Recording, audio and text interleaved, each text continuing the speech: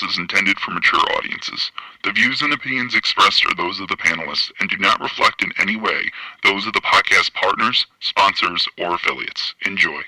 Hi, this is Michael Buffer, and you're listening to the voice of the people. Let's get ready for Boxing Voice. Hey, Daddy, this a dollar beat. ThaBoxingvoice.com. No matter what nobody say, man. Spirit, can't nobody fuck with me, man. You know, I can't be fucked with, you know. Dollar D Beyonce Productions. Whether you pay to see me win, or you pay to see me lose, you're gonna pay. Fuck it, your kids still gotta eat. I don't have to watch, you know, any footage of a fighter. I mean, because I'm Floyd Mayweather, everybody gotta watch me. I knew eventually I was gonna have to fight Oscar. I feel like he was straight up and down, no special effects. ThaBoxingvoice.com. How can Canelo have the biggest deal? Your deal is for 300 million, and I made 350 million just in one fight. And you're fighting on the app. ThaBoxingvoice.com. I'm a king, okay? I eat a feast. Every time I eat a feast. And when I get up from the table, I don't give a fuck who get the leftovers. At the end of the day, follow my green print. Dollar D Beyonce Productions. ThaBoxingvoice.com. Ain't no other sight in the game to see the boxing boys. Good morning, TBV. Welcome back, ladies and gentlemen, to another edition of the Boxing Voice Radio. It is Saturday, and we're bringing you news and notes, some big old headlines. Another Hearn in the media. So do we choose to believe him? Or do we chalk it up as, I don't know, stirring the pot? We have some audio, and we definitely have a thing or two for you to think about. Let's listen to Mr. Barry Hearn and find out why we're here today and why he's insinuating that he's been given phone calls or received phone calls about step-aside money and Wilder wanting to accept. He's interested. That's a little too loud. Let me bring that in to the set and do it right properly. Sorry about that, folks. Let me drop that down halfway. He's interested not because of what happened, because everyone's going to get paid and the fighters made a lot of money out of it. The promoters may not have made anything. I would be worried about what deal you've put in place. Did you hear that? He said the promoters have not made anything. I would be worried about what deal is put in place for the next fight. For the rematch, because it's unlikely that the rematch, whilst it's a very interesting fight, no question, because Wilder has always got a puncher's chance. Does it do the same numbers, more or less? I guess it does slightly less, but not significantly less. But if the first fight wasn't a fight... So he believes that the third fight will do less pay-per-view buys than the second fight. And listen closely to what he says next. Initial success, then how's that going to implicate? I'm being cynical, always. Now, he says if the second fight wasn't a financial success, how's the third fight going to be a financial success? Obviously, he says he's being cynical, but listen to this now. These phone calls is, say, so what do you think we should pay Deontay to step aside? And no, let him fight. He said these phone calls asking him, what does he think they should pay Deontay to step aside? And according to Barry Hearn, the good man that he is, he says, no, let him fight. Oh, no, we think Deontay could be talked into. Does that mean you've done your brains on the first one and you're trying to get out of the second one? And it's no. So I'm just an old cynical fart that sits in the corner. Taking shots at both sides. Now he's saying, so wait, you trying to get out the rematch? You know what I'm saying? So I don't know. Is he leaking information? Is he stirring the pot? More audio before we go out to our co-host. Remember, 1425-569-5241. Press 1 time to voice your opinion right here on the Voice of the People hotline in the morning. You can also add Nesta Gibbs on Skype to be part of the conversation from anywhere in the world. Listen to all this stuff and numbers don't But maybe they want to make that undisputed. He said numbers don't lie. I thought 850 was good. Fight straight away, so. They do. Because they like to get out of the rematch with Deontay Fury and with Tyson Fury and Deontay if it's not financially viable. If the first one, and we don't know for sure, if the first one didn't make any money, or maybe even lost money. What? Now, it's funny because if you don't open your ears, you would believe everything he's saying, but he clearly led that sentence with, we don't know for sure, but the first one didn't make any money. You know, like, how do you say you don't know, but then still say, you know, like change the narrative like that? Why do you want to do the second one? Because the aim of any business is eventually, and some people should listen to this, eventually every business has to be profitable, has to be sustainable, and if it's not, it's doomed for failure. Eventually, every business has to be profitable. All right, Mr. Barry, let's see if you stirred the pot good enough.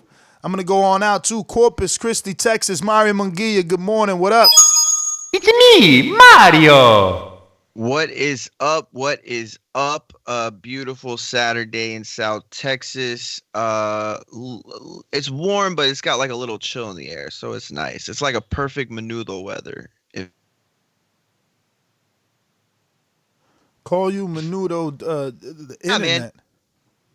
Oh yeah. That's not it. So yeah, look, I heard the audio. I heard it a couple times. It's the part that interests me the most was when he's talking about the calls, because it was hard to tell if he was getting calls from others, like as in from the Fury camp, or if he was just speculating getting calls. Like, it's just really weird because a lot of it was speculation. He doesn't know that the fight didn't do well. He seemed to believe some sort of, I guess idea that the promoters didn't make money. Obviously the fighters made off like bandits, but he's speculating that the fight doesn't have the draw, doesn't have the interest, and that might it definitely could have a little less interest than it did. He was right about that, but at the end of the day, there's no way this fight doesn't make money. There's no way it isn't a success financially.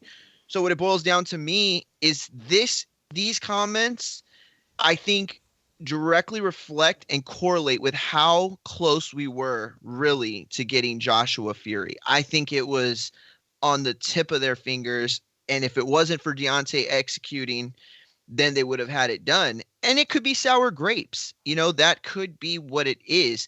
I would understand where he's coming from in that sense to suggest that Fury Joshua is the bigger fight and they want to make it and they want to make all that money with it. But I can't rock with them that it's not a financially valuable fight or valid fight. The trilogy. You know what I mean? I think there's still definitely enough public interest. And after everything that went down the way it went down, and even afterwards with, talking about the suit and all that, I just really think that people are going to be very interested coming back, specifically casual fans. And, this week on the shows that we did, obviously hardcores aren't in love with the fight anymore, like they were the first couple times, but it's still financially profitable and it's still going to make money. That said, I don't know. I just think he's speculating. I really do. I think he's taking too much liberal, or he's being too liberal with his theories. So who do you think he was impersonating? I think he was impersonating Bob. Good guess. The raspy. I think it was it, right? That's exactly what it came down to for me, is like, because he did it the first time, right? Kind of like chill and like neutral a little bit. And then he started getting into it like he was going to play a character. And I think he all but said, who it was. And, he's basically giving us all these hints. But all of this correlates. I mean, Eddie said 3 days ago that they had just spoken with day before. So these guys were always on calls. These guys, I don't think he's lying about the calls, and I don't think he's lying that the Fury camp would want to have the Joshua fight first and to make. In order for him not to be lying, fight and take Joshua. Go ahead. I was gonna say, in order for him not to be lying, Frank has to be lying, right? Because Frank just came out 24 hours ago saying that Eddie is lying about phone calls and Joshua Fury talk. But then the impersonation from Barry, the father of Eddie, sounds like a Bob Arum impersonation. So maybe Bob, called Barry. Two old guys that've been doing this for so long that feel like, we can get this done. Let me call up my good old friend Barry. Like, we understand each other. I don't know. But it seems to me like Barry's playing both sides of the media here because, he's like, no, go ahead and fight Wilder. Like, what does he mean? I thought he wanted undisputed. Yo, I cut off. I didn't hear that last part you said. No, well, he said no, right? Like he wants, he doesn't want. Like when they said, "Oh, what do you think we should pay Wilder for step aside money?" He said, "No, let him fight." So as if he doesn't want undisputed.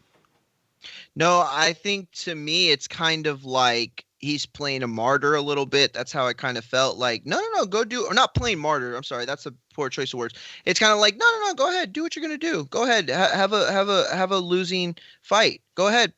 Make sure that none of the promoters make any money and that this fight doesn't generate what it could. We'll be waiting here, when you're ready to make the real money. Like, that's how it kind of came off to me a little bit, which, again, I don't agree with. I mean, obviously, Joshua Fury is a huge fight, and financially, it could and probably is, and in fact, it definitely will be a bigger financial success for everyone all around in the UK. Or everyone involved with the fight, I should say. So I understand those feelings. I do. But at the same time, business is business. These guys have a contract. Wilder has earned the right to have a rematch. Okay. Plain and simple.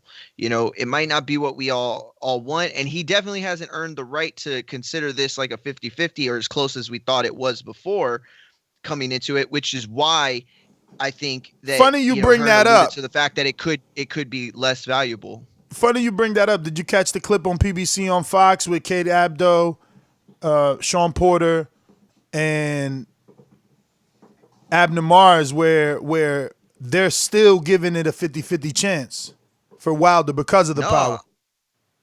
I missed that, and that's because I watched it this past week. When was it? No, you know what? I didn't get to watch this. I watched one from last week. No, I didn't get to see that. Wow. So they're saying that it's still a 50-50 fight? Where's the rationale there? I mean, because they got the power, right? So they no one wants to count out the power. Okay, that's fair. So they're saying, it's still a 50-50 shot, 50-50 fight because he can still land the right hand. But it's like, I mean, he was landing the right hand. So I don't know.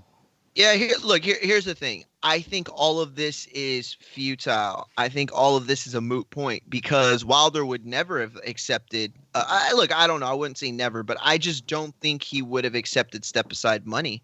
I really don't. I think that this is much important to him to get the get back, and I don't know if he could put a price on it. I mean, I'm sure there's some astronomical price that comes with a guarantee to fight the winner, but I don't know. I just don't think he takes it. I think he wants to grab that spot back, and for him and for all fighters, that spot is too valuable to ever really put a price on it. If you see, look, there's a trend in boxing. We all know the types of fighters that take the step aside money. It's the guys that get stepped over. It's the guys that get stepped on for the most part. It's very rare that you have a guy who humbly steps back knowing that it's his rightful spot, and that's super rare. Most of the time it's like, well, I'll collect this money and then I'll be back in line. It's and they mistreat these people, they mistreat those sides of it, but at the same time the fights pay off for us a lot of times. We get to see the better fights before we have to see mandatories. But in this case, it's not the same thing at all. We're not talking about mandatories. We're not talking about some rinky-dink fight that's going to happen at 2 p.m. on Friday Night Fights or whatever, or just our Facebook Live, right? We're not talking about that. We're talking about a mega fight in the sport involving two of the top 3 heavyweights. So regardless of what happened in that second fight, regardless of how people perceive this fight to be, it's still a big money fight. There's no way that it loses money. I just can't see it unless there's some angle that I'm missing. I can't see everybody not making off well enough to consider it a viable success. So it could be some trolling too in there, you know? Definitely, definitely. Well, I'm glad the chat is saying that it's you and not me. Because I'm like, yo, how's the stream? They like, it's good, but Mario got that UK internet, that 1G. So make sure Man, you're... I'm plugged in. I don't know what's going on. Yep, there you go. You just cut out again. I'm telling you, I don't know. On. But look, man, it is a lot of bandwidth. It is what it is. But yeah, man, I don't know. The audio, man, Barry, all this... 850,000 pay-per-view buys, 750,000 pay-per-view buys. Did the promoters not make any money? Because that's what he's insinuating. I mean, you got to think sponsors, overseas television rights. I mean, Dazn sold the fight in multiple countries, right? So they had to have cut, the promotion a check. I don't know. And if it wasn't financially lucrative, do you think we'd be hearing more from the Fury side about not wanting to do the fight? I definitely think there would be some sort of attempt to kind of put like some propaganda, or propaganda is probably a bad word, but to put that notion out there to try to sabotage the fight, to try to like discourage people from wanting it, or to try to put a sour taste in it for his own incentives. The fact that they're not doing that doesn't prove that it was a financial success, but it also it doesn't help the case if you're trying to say that it's not a financial success, or if it's not, the third fight's not as lucrative, or that if people are it's gonna come in the red, or you're gonna take a loss. Like, it doesn't support that idea. It doesn't support that. So no, I don't think so at all. I think that I think at the end of the day that there's no way this fight doesn't draw, and we're all just gonna have to stay patient, and that includes old promoters, and their sons. Everybody's gonna have to stay patient. We're gonna have to wait for that Fury Joshua, and it's gonna happen when it's supposed to happen. Just like I believe Wilder Joshua is gonna happen at some point. Now that's not happening when it should have happened, but I think Fury Joshua is gonna make out just fine. And these guys want it right now. I get it. Fury keeps talking about 2 more fights and he's done, and so it's kind of you kind of get a little fire in the belly to get things. This really boils down to me, the most interesting thing that was said was the thing that wasn't said. All of this alludes to the fact that I really truly believe, despite the fact that we have some reports that would not agree with it, I think that the Joshua Fury fight was very close to being done. I really do. I think we would have had it for sure. That makes no sense, I'm dog. positive. Makes no Why? sense because there's a contract. There's a how could you be very close if there's a contract and you have to wait on the other team to exercise said, clause in contract? But that's the thing, is I think that they were going ahead of it without, kind of like, okay, let's try to figure this out, because there's so much to figure out. I'll give you this, champ. Maybe there was conversations. I'm pretty sure there was never any term sheets, emails, any contracts. It would just be too dangerous, right? Like people talk about non-competes all the time and NDAs. I mean, imagine what would be in the contract for this type of millions and millions of dollars. I'm pretty sure you're not allowed to go negotiate until the other side exercises, their right to either rematch or move on. But I'm not a lawyer, for sure. I do want to replay the audio for anyone just tuning in, and you never know. The more we listen, the more we can pick up on.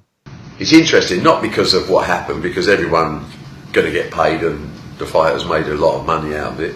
The promoters may not have made anything. You see, he says the fighters made a lot of money out of it, and the promoters haven't made anything. And that's what I'm saying. Like, when Eddie says this, oh, Deontay Wilder's never got paid over whatever, like, how do these guys know this stuff?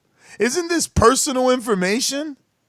Intimate information? Like, how do they know that? Like, how does Barry sit all the way in the UK in the big house and know that Bob and Frank and PBC and ESPN have lost money on this. I mean, Well, other than his years in the game and being able to put together some detective work with numbers that are available and knowing what it takes and what it costs to put on a production of that magnitude and an event of that importance. but he doesn't. That They've never done a pay-per-view in the United States ever. Okay, and but what I pay-per-view is mean- completely different from, subscription service. Sure, that's a fair point, but that definitely doesn't mean that he doesn't have a vast understanding and a vast knowledge of the way those things work. I mean, actually, at some it point does. He acquires that. He might not have. Listen, he might not have personal experience, firsthand experience, but you're not going to sit here and tell me that he hasn't heard of every trick in the book. In the United States pay-per-view game and the way that it works. Bro, but I mean, we hear people tell you how to throw the jab all the time. Doesn't mean that you know how to throw the jab. Hands-on That's a good experience. point. That's a good Hands-on point. experience Great is point. what counts. And let me You're tell right. you something else. Another piece of evidence. His own son has come out verbally. There's quotes on him where he says that they underestimated the American market. They thought it was going to be easy. Remember, they came in here with the takeover mentality, and then they realized, okay, we really can't sell tickets. Now we realize why it's hard to sell tickets over here. So, yeah, I'm going to say no. You can't just assume because he's been a promoter that he knows what's going on. Absolutely not in a different market. No way, Jose. Yeah, I'll walk that back a little bit. I'll take that L. You're right. It doesn't necessarily translate to him having a vast knowledge, but again, look, that's besides the point. Again, I think he's trolling. You're right. I don't think he can know for a fact, unless there's a mole somewhere in somebody else's camp. But I don't think that this was about him giving us or delving this information that the promoters possibly took a loss and the fight wasn't nearly Unless as he's financially not successful. lying.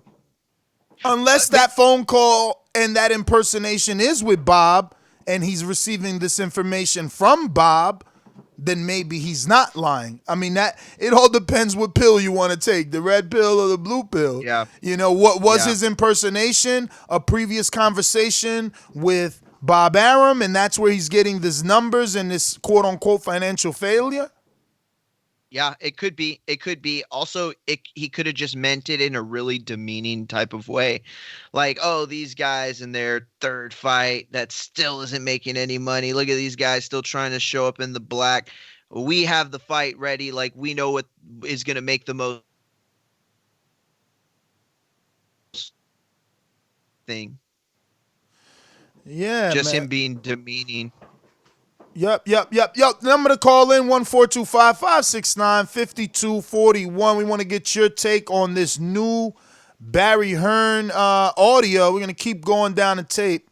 I would be worried about what deal you've put in place for the rematch, because it's unlikely that the rematch, whilst it's a very interesting fight, no question, because Wilder has always got a puncher's chance, does it do the same numbers, more or less? Answer that question for me. What do you think? Does it do the same numbers, more or less? Will there be more interest, more or less? I think there is going to be more interest. I think there's more interest because have a solidified, well, I wouldn't say a solidified number one, because obviously there are those that believe it's still Joshua, and until they fight, we don't know. But we have a definitive answer. What? Who believes that Joshua's number one? I don't think anyone believes that. I'm sure there are people, somebody out there. No. Listen, the No, crazy let me tell shit you I something. heard on the show this week. I think you're telling that me that somebody's not sitting no. in the I think that if fucking Wilder, mom's basement talking shit? I think that if Wilder would have won, maybe you would have heard people saying, "No, well, Joshua's still number one because he's got more hardware." But now that it's another UK dude who beat Vlad first, who beat Deontay first, who just gave more credence to his lineage status, I mean, who's going to argue? That's a more than fair point, and I'm certainly not, because I have Fury at number one. That said, I promise you there are Joshua fans out there that believe he's number one for whatever reasons they have. But heading into this third fight, I believe it does more. I think that the heavyweight division is on the rise. I think that no matter what, listen, this is uncharted territory for a lot of us. Okay, I'm 33 years old. Okay, the heavyweight division I remember consisted of Mike Tyson, Evander Holyfield, a little bit of Foreman, there in the 90s, and he's come back. Riddick Bowe, Lennox Lewis, a lot of these guys. But my adulthood, the heavyweight division was all Vladimir Klitschko. So we're in uncharted territory. And when, if this type of fight, let's say Wilder and Fury were, they had the same exact career, but they're welterweights, or let's say they're middleweights. I don't think the pay-per-view would do as well. I think that we'd see a drop in numbers. But the heavyweight division is a monster all by itself. The heavyweight division has always been the number one division in boxing, the money division. It just hadn't had any money fighters, any real big prize money fighters that compared to the Floyd Mayweathers of the world, to the Manny Pacquiaos of the world. So this is uncharted territory for a lot of us, especially younger millennials that don't really remember a lot of the heavyweight division pre Vladimir Klitschko. So I think the heavyweight division is just going to continue to grow. And this is like if, the Red Sox and the Yankees play game 1 and game 2, and they come back for game 3. The ratings only get better as the series goes along. And that's what this is to me. I believe the heavyweight division, Wilder, Fury, Joshua, all three of them, and their counterparts that fill in the rest of the top 10, they are growing this thing bigger and bigger. And because of the magnitude of the heavyweight division, I don't think it can fail. I'm not saying no heavyweight fight can fail, but I don't think this heavyweight fight fails at all. I think no matter how you combine two of those three names, it's a financial success no matter what, and the numbers just are going to continue to go up. So I guess before we go back to the audio, there's another thing that needs to be talked about, like I guess an explanation of why there is a rematch at all, because people don't understand, being as though that they're casuals. They're looking at it like, wait, why is there a rematch to a rematch? So, people are like, oh, this is a setup. There shouldn't be a rematch. This was the rematch. But what happens if you fight in a draw, the contract is null and void. You end up back. You don't go past go and collect $200. You're at the start once again. So they had to renegotiate. So what they did was basically renegotiate the same first contract, except that they took a 50-50 split. So the first time they fought, it was 60-40 with a rematch clause.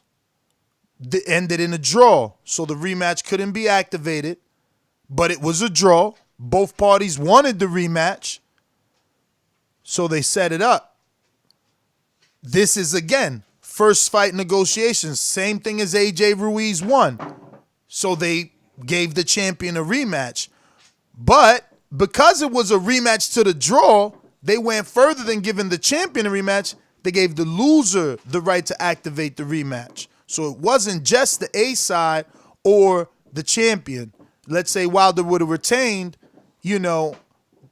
they're still giving Fury or the loser an option to rematch. And that's why we're here. It's not, anybody pulling a fast one. It's just that draw brings you to the null and void. It starts you right back over, man. It cancels out that fight on paper. You know what I mean? Now, let me ask you a question, and I apologize. I'm going to have to go dark because yeah, your internet is really out of control. It's bad. It's bad. Yeah, I don't know what's going on. It's never been this bad before. But let me ask you a question. Do you really think people don't understand that? Do you really think that? I mean, I've definitely received some messages. I've received some messages and comments. I've seen them, of course. They don't understand. You got guys like, oh, Wilder's, his team set this up. Why has he got a rematch to the rematch? So sometimes everything needs to be explained. But if you're watching this on YouTube, don't forget to hit that thumbs up button. It's Saturday, and we this is our 6th day straight, which means we're a 7-day-a-week show, like I keep telling you. So support the show, your favorite show. You're here every day. The same names. I see you over and over. Hitting the thumbs up only helps us continue to get bigger and bigger guests. Yesterday we had, whoever we had, but I think Thursday we also had Tiafimo. Apologies to everybody we had on yesterday that I completely blanked out. We had like 3 big guests. Lou DeBella, Raul, Chino Rivas, and someone else. and we had Joe Joyce's sparring partner. That's right. Jeremy Milton. Jeremy Mitchell. I was gonna say Jeremy Milton. I was gonna say Leon. Undefeated because he hasn't made his pro debut yet. Heavyweight. Signed to But he's got some Sports. fights on. He's got some fights on YouTube, so definitely check him out. And he's got a couple fights without headgear. Oh, he probably was on that World Boxing thing, or World Boxing. Yeah, that could be it. World something. Series. Yeah, the World Series. Back to the tape. Does slightly less, but not significantly less. But if the first fight wasn't a financial success, then how's that going to implicate? And being cynical, I always get these phone calls is, say, so what do you think we should pay Deontay to step aside? And no, let him fight. Oh no, we think Deontay could be talked into. And does that mean you've done your brains on the first one and you're trying to get out of the second one? And it's no. I wish I had a UK host. What the hell is you done your brains? What's that mean? You done your brains on the first one and you're trying to get out the second one. Can I get some UK help out here? Anybody? Manchester Mario? UK Rob? Anybody knows what the hell that meant? Oh no. So I'm just an old cynical fart that sits in the corner and listens to all this stuff and numbers don't. But maybe they want to make that undisputed fight straight away. So they do, because they like to get out of the rematch with Deontay Fury and Tyson Fury. They've like to get out of the rematch. Where does he get this stuff? I would love to know who's his sources. If it's not financially viable, if the first one, we don't know for sure. If the first one didn't make any money, or maybe even lost money, why do you want to do the second one? Because the aim of any business is eventually, and some people should listen to this, eventually every business has to be profitable. Ain't that the truth? Eventually, everybody got to get that bread, man. We're going to go out to the callers. First, quick word from our sponsors. I want to thank everybody that is tuning in, everybody that is hitting that thumbs up button. It helps with the visibility of the show. It helps us grow. And it's a perfect way to support us, man. So please do that. These calls are brought to you by El Camino Electrical Services, experts in electric vehicle charging stations. For consultations and turnkey installation, visit us at elcaminoelectricalservices.com. Remember to rate us 5 stars on iTunes. Credit IFL for that Barry Hearn interview. That is an IFL interview.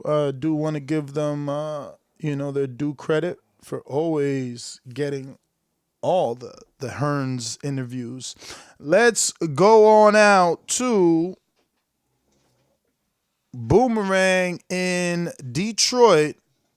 Stainless, good morning. Motherfuck murder, mayhem, last words of the stainless. Told you I would kill you, squeeze after I aim it.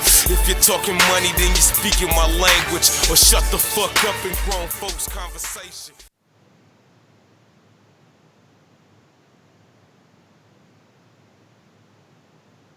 Stainless, you on mute. Going once, twice. All right, he just getting up. We going out to Troy in Baltimore. Boomerang. Morning. If I was Wilder, this is exactly what I would do.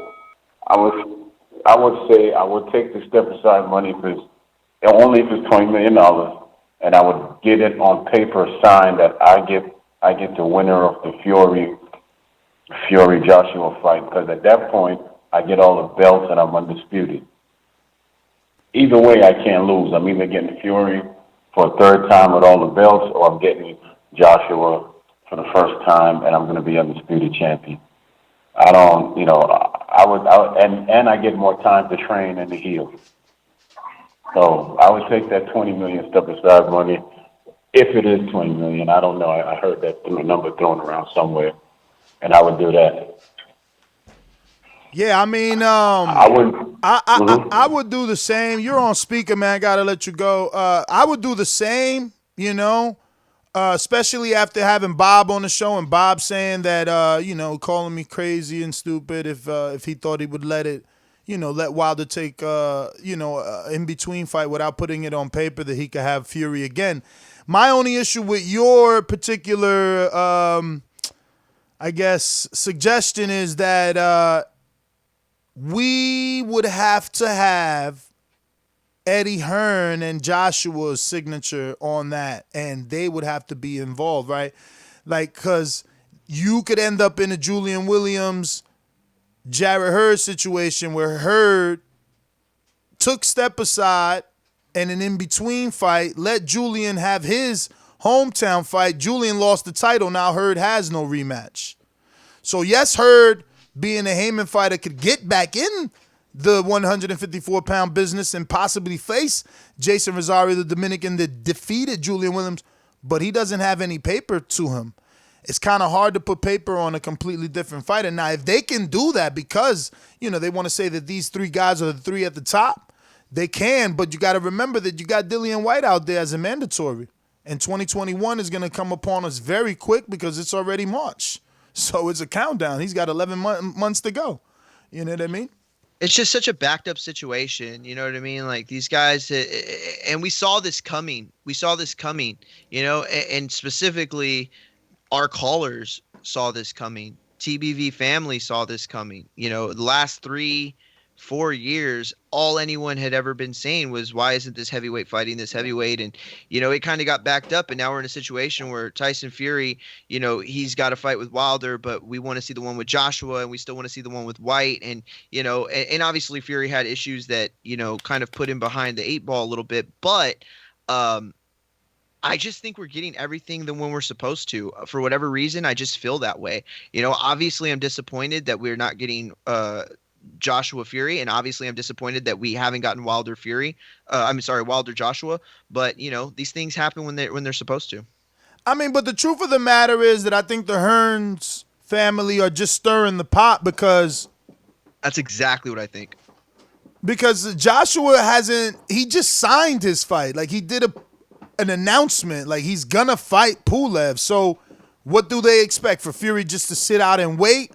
It's not going to happen. Fury's going to go ahead and pick up his fucking $25 more million paycheck and then renegotiate negotiate with Joshua or whoever is left standing after. But, Joshua also has his mandatories to take care of. And, they're acting as if like, oh, the mandatories aren't a big deal when they just announced the fight. There's about to be a press conference. Like, I don't even know what they're talking about.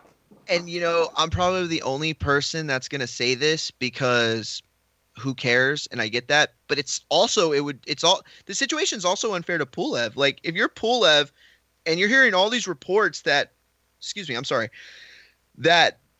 last couple weeks when your team was probably telling you, hey, we're getting the Joshua fight. Hey, we're getting ready to announce the Joshua fight. Hey, we got the location for the Joshua fight. And then you're hearing that all these other negotiations were supposedly taking place. Like, how does that make you feel if you're Pulev? And again, I'm probably the only person that's thinking of that because, again, who cares? But I don't know. I kind of care. Like, it's weird. I think that, I don't think Pulev cares because Pulev knows that his fight is going forward. His fight is official. He might not. And you're probably right. It still doesn't make it okay, though.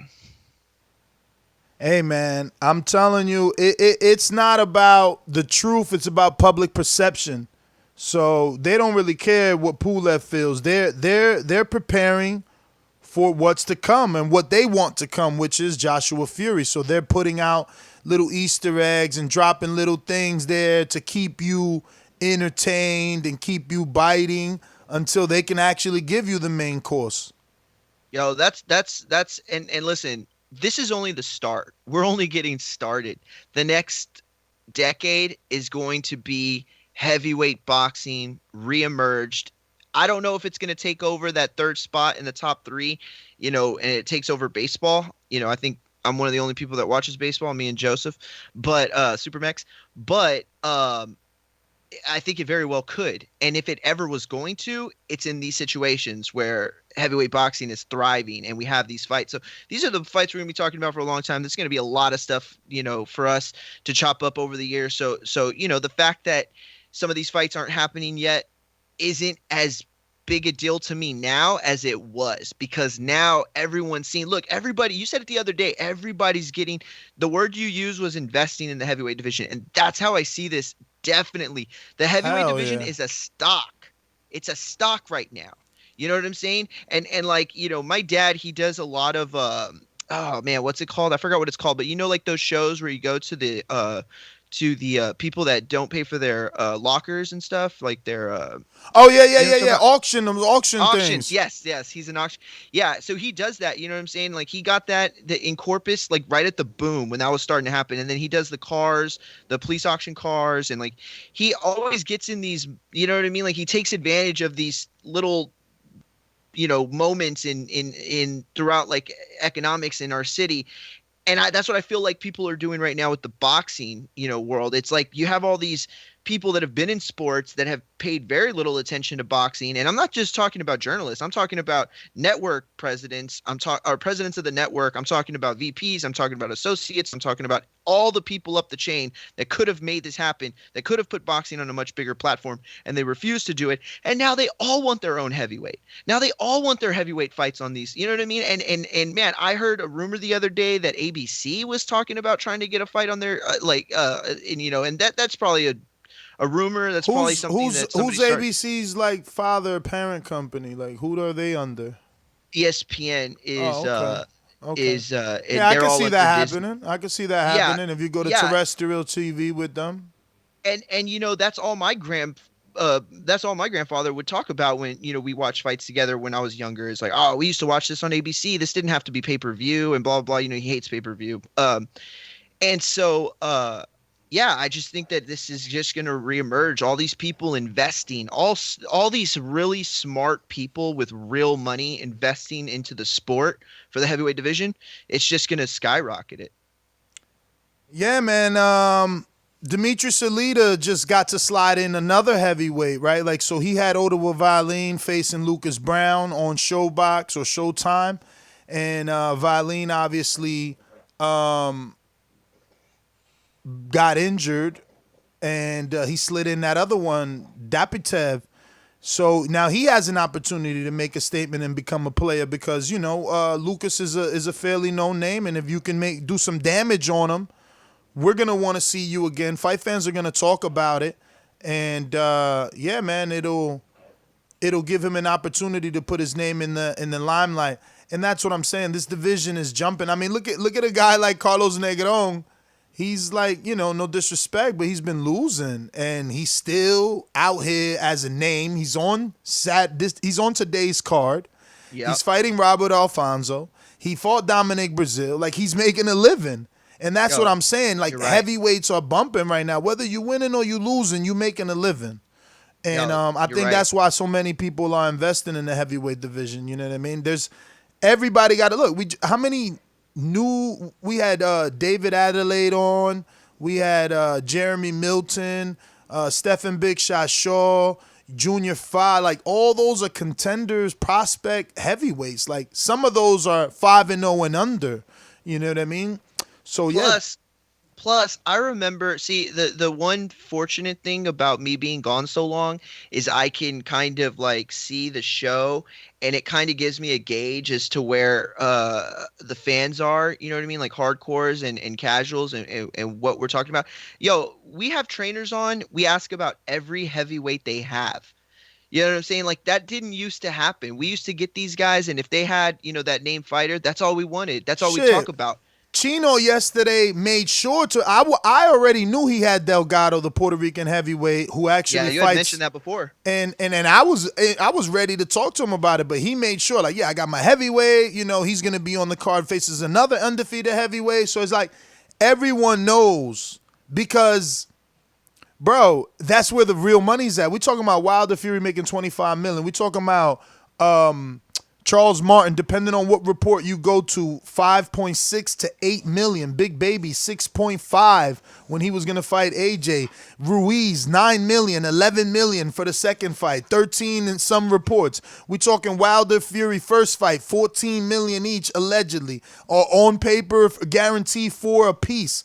Now, throw some welterweight fights out and see if you hear those numbers. That's why people are like, fuck that. Let me give me a heavyweight, man, because that's where the money's at. Even the losers are making money. I mean, fucking Joseph Parker made 33.7%. You know what I'm saying? Like, yo, they making money. They making bread out here if you a heavyweight. I mean, you might have to starve for a little bit, but when you get there, look at this guy. Christopher Lovejoy, 19-0, 19 KOs, hasn't faced the living soul yet. But with that record, Lou already got him a fight. So he about to start getting in the mix. And with that record, he going to get a shot.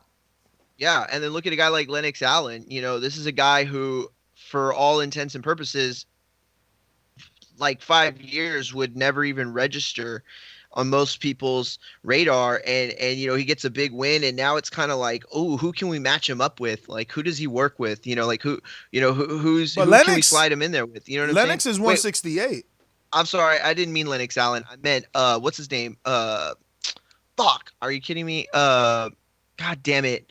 The one that beat the one that's fighting Lou's guy that's fighting that 2-0 kid. The Cuban, the one that's fighting the Cuban. Oh, what's his name? Yeah, no, but he is Lennox Allen, but that's not a heavyweight. That's a 168. No. Then I'm not thinking. I'm thinking of what's his name. Fuck. We talked about him at the beginning of the show yesterday. With Lou. Not the beginning, but after we got him. God, I can't remember. Yo, shout out to Arthur Spilka. He was on that card. That's why I'm getting mixed up. He was on the Lennox Allen card. That's why I'm getting mixed up with them.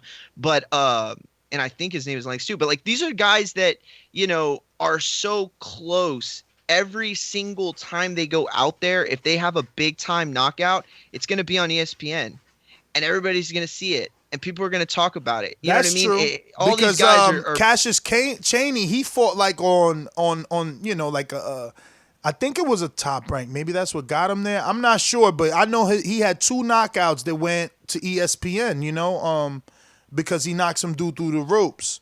And he had one that was actually shown on no, it wasn't Telemundo. It was one of the other ones, like I think Univision. I can't remember. This is like a while back. And so, you know, this fight ended up making, you know, our newspaper, my newspaper, Corpus Christi, Texas newspaper, which does not cover sports, gets every boxing thing from the AP. So, you know, it's Associated crazy. Press, for those that don't know. Yeah, so it's just one of those things where I feel like the heavyweights have a lottery ticket. Each one of them has their own little lottery ticket, and I mean, they are. Yeah, I was reading off purses. I forgot to say, Luis Ortiz made $7 million, ladies and gentlemen. A Cuban. Oh yeah, Luis Ortiz. $7 million. And look at that. He done set the precedent for them. There's never been another Cuban to make that much money that I could remember. I mean, I wasn't around for the Carlos Monzones. Wasn't he Cuban? Or is he Colombian? No, I thought he was Cuban. I don't know. I'm not. You got to ask Troy. I'm not a history guy. Yeah, I'm not a history guy either. But listen, this is the thing, though. You got this magnitude of the building up of these guys. You know what I mean? And again, I feel like it's like a lottery ticket because they're all each a step closer. And this is not like, if you look at a guy like Luis Ortiz, right?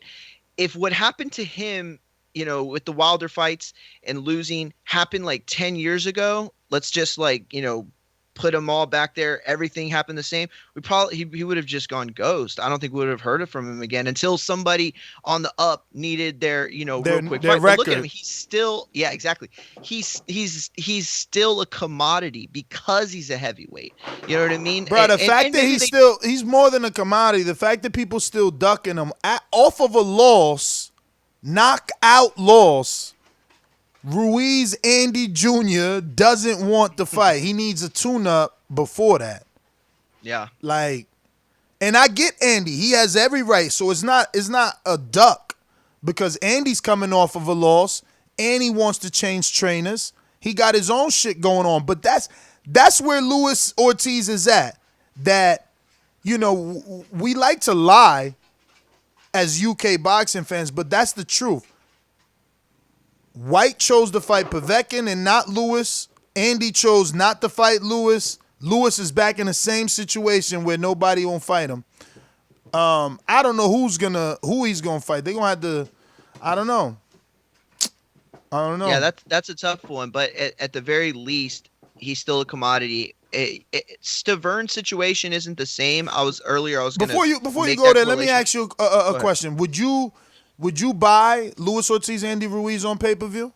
1,000%. And I will tell you that every single relative I have would be here. I promise you, if that fight happens, I will have a picture of 30 people in my house at least. Because that's what I'm thinking. I'm saying, like, even Al doesn't have anyone he can offer Lewis, right? Like, what is he going to do? Say, hey, you want to tune up with Gerald Washington? Like, that does nothing for Lewis, right? So the only thing you can do is put it on pay-per-view to make it acceptable for Lewis.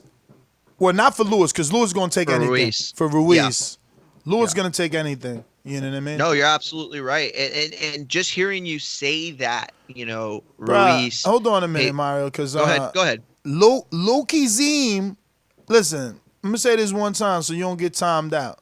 He said, stop, Ness. 2 offers to Lewis. Yo, 200 and something thousand is not an offer when my man got 2 Wilder fights where he's made 5 times that amount. Just, let's talk real boxing, bro. Like, if you're going to troll, I'm going to have to get my dudes with the wrench to silence you because we're talking real boxing. Though. I don't even know if that is a troll because that's what used to happen. That's what people would get away with. But the heavyweight division has come back so strong. No, but he never got away with it. Down that way. Is that Dillian White never got away with that? We had his manager on, and it's like, dog, he 225, 275. That's not an offer for Luis Ortiz. I didn't mean that. It's a clown.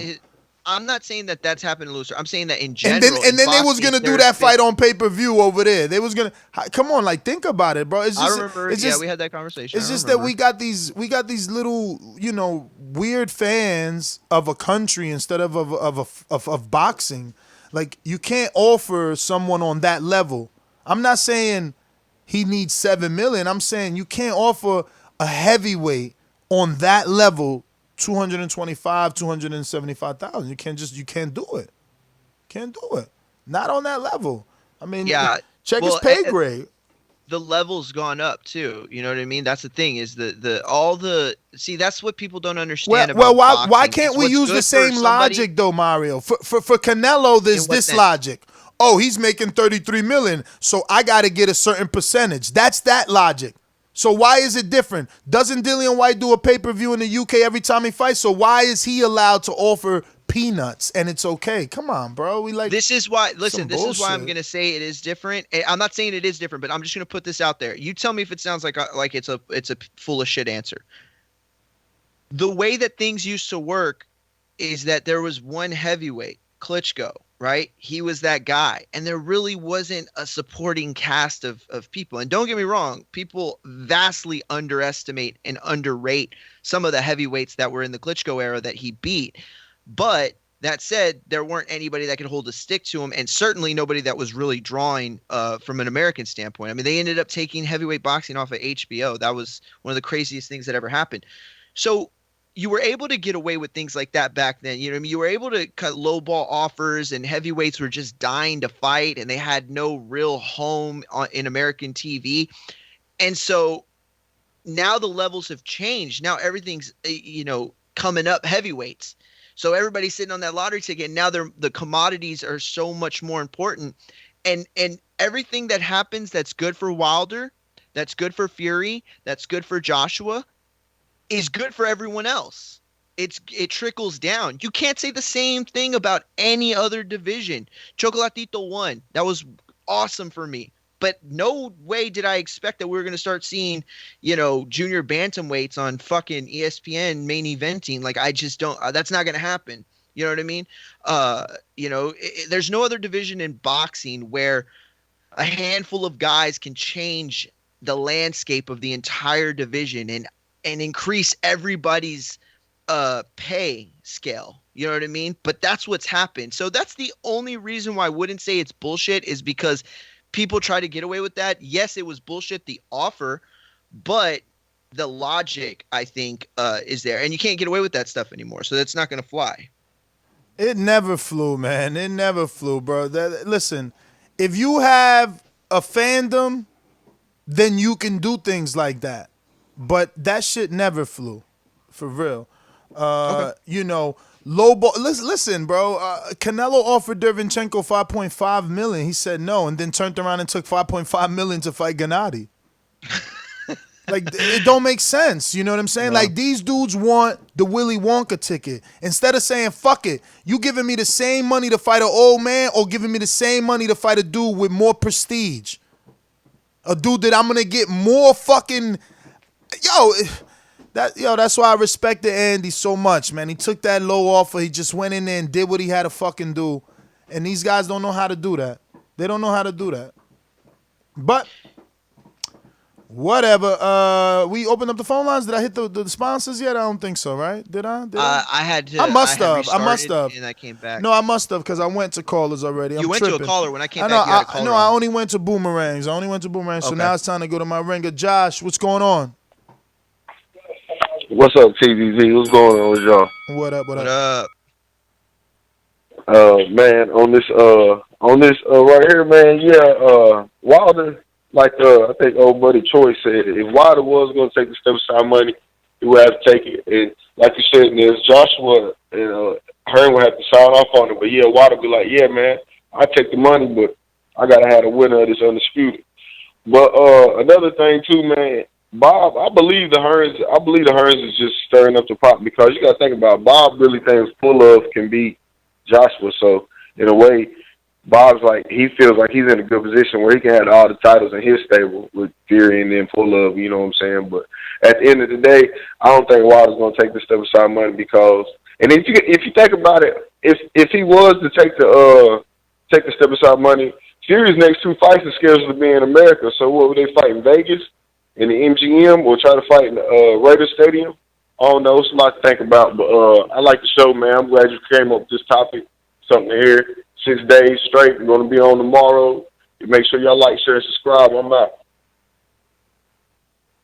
And just a reminder, we will be back tonight. Yes. Right? Yeah, I mean, We will be heavyweight. back It's tonight for a live heavyweights. fight It's chat. heavyweights. I want to see it. But we're doing a live fight chat is what I was asking, right? Yes. Awesome. I haven't been on one As in a long long as you time. don't have as long as you're not having a fight party and you're available, I'm willing to watch it with you. I'm good. There is a UFC tonight, but I got a buddy to DVR it, so it's actually a good one too. Adesanya's pretty good. But I can't miss this. Look, there's 5 heavyweight fights, and all of them could have the potential to be so exciting. Yeah. There's not one. I'm just interested, fight on even like taking the excitement factor out. I'm kind of interested in every heavyweight fight, not from there's a storyline in all of them. Exactly, but my interest level obviously isn't the top 5 heavyweight, but I know that these are pieces on the board, and everyone that gets a win is that much closer to the queen or the king. You know what I mean? You know what I said earlier? I said everybody's holding a lottery ticket in the boxing division. You know what it really is? Everybody's holding like pieces of the McDonald's Monopoly game, which if you haven't seen that documentary on HBO, you got to see it. It's fucking amazing.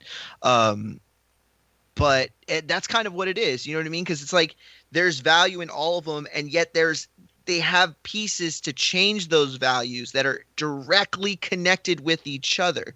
You know, if tonight Hellenius and Kawanaki, and I'm going to keep calling him Kawanaki, I know PBC. No, actually, I got a pronunciation. Someone hit me up from Poland on Instagram, and it's definitely Kawnaki. Kawnaki. Okay. Well, yeah, but PBC's still butchering it. Kawnaki is let's say they put together this, incredible fight, like they're interlinked now in that sense of the word, and that propels them both. This is a division where every time you go in, you can still win even if you lose, and that's a really hard thing to do. The only times that happens in boxing is when a fighter wills it. Miguel Cotto lost to Floyd, but he didn't lose that night. He won that night. He looked good. It was a resurgence in his career. and he took something from that fight, a positive, and that's rare. But in the heavyweight division, that can happen on so many different And it was actually more than look good for him. Like, he was upset. He thought he won that shit, right? Didn't he storm out the ring, no interview? Yeah, no interview. That was crazy because Floyd touched him up that fight. I don't know what he was thinking. Oh, he lost, but he looked good in a loss, and that's what was important, and that, brought him back full circle. He looked better after that fight. He looked better than he ever had, or not ever had, but he looked better than he had in a really long time, probably since pre-Margarito. Yeah, man. So I mean, like, for me, the interest is there because it's like Helenius is a common opponent with a lot of people. Gerald Washington, probably Vlad, fucking Dillian White. How does Kovnatski handle it? Does he give us a great... Because, like, if it were Wilder fighting Helenius, I'd be expecting a Brazil performance. So what are we going to get from Kovnatski? Is he going to keep getting in there with the Areolas of the world and giving us 12-round wars? Or can he flatten dudes, And that's what I want to see. And if he doesn't, what if Helenius upsets him? That's like wow for Helenius. And that's what I mean. Like, even though these are fights where the A side is supposed to win, fights still need to happen because especially in this division. Especially in this division. With Kovnatski's style, like, what if Helenius pops him on the way in? Mm-hmm. No, it's funny that you bring that up, and it's crazy because I don't think you know what I'm about to say, but you're touching on everything that has made me excited in the last 12 hours. Michael Woods, I think he went out to dinner with Robert last night. I know they spent some time together, and he ended up getting a late interview with him. And the way that Helenius is talking about his approach is very interesting. He almost sounds like he's going to go and try to bull rush. Now, of course, it could be misdirection. Who's going to give out their game plan? Nobody ever does that.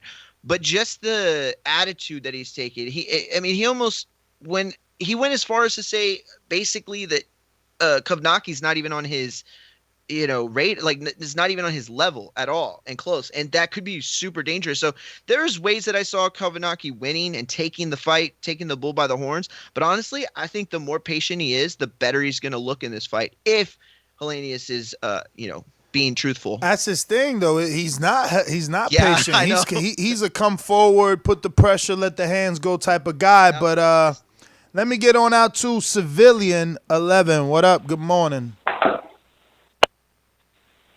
Hey, man, can you hear me? Perfectly. Yes, sir.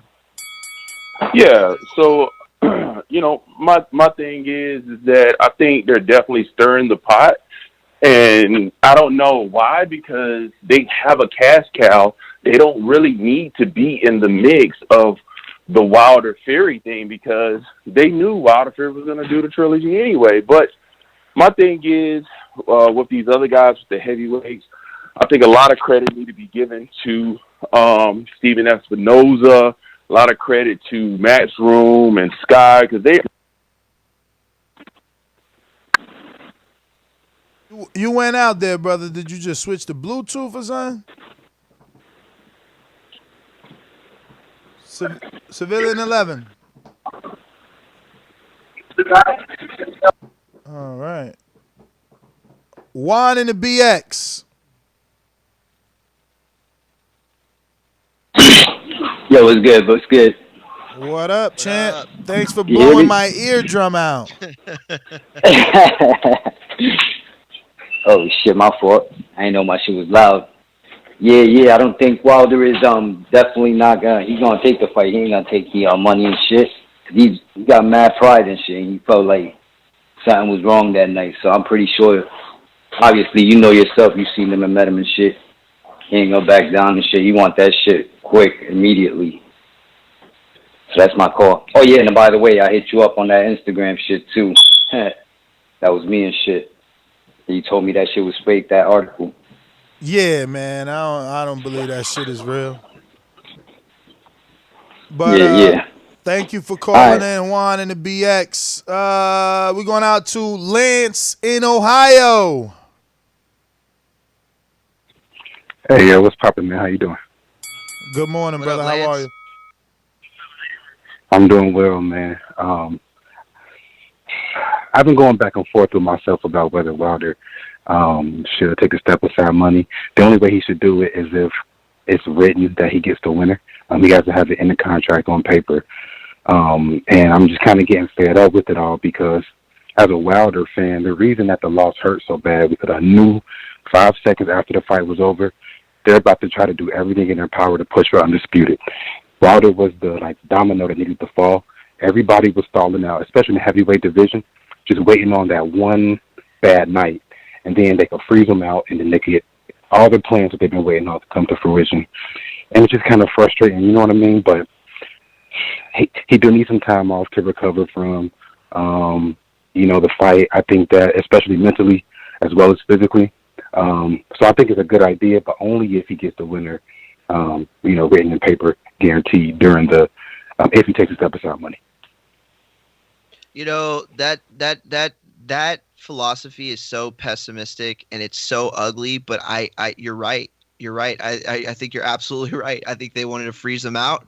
But at the same time, that's the name of the game. It's not like they're the ones who invented it, and it's not like they're the only ones that do that stuff. You know what I mean? That's a constant practice throughout boxing, and it happens more than you would think. There are so many divisions that don't get coverage, and guys that are incredibly talented, specifically at the flyweight level and around that that it takes them so long to get their shot because things like that happen and they kind of freeze people out. But it's such an ugly way of looking at it to want somebody to try to free somebody out like that. You know what I mean?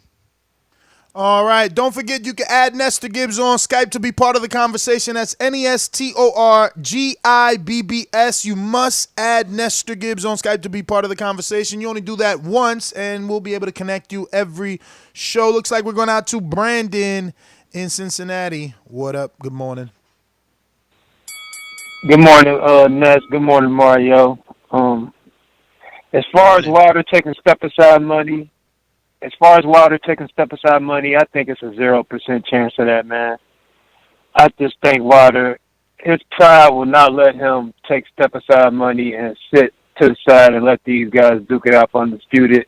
And his pride won't let AJ have that one up on him, knowing that AJ went right into the immediate rematch after a loss. So I think that's BS. He's not taking step aside money. No chance. Now, whether Tyson Fury and Frank Warren and them want him to take step aside money so they can go into undisputed, I believe they do.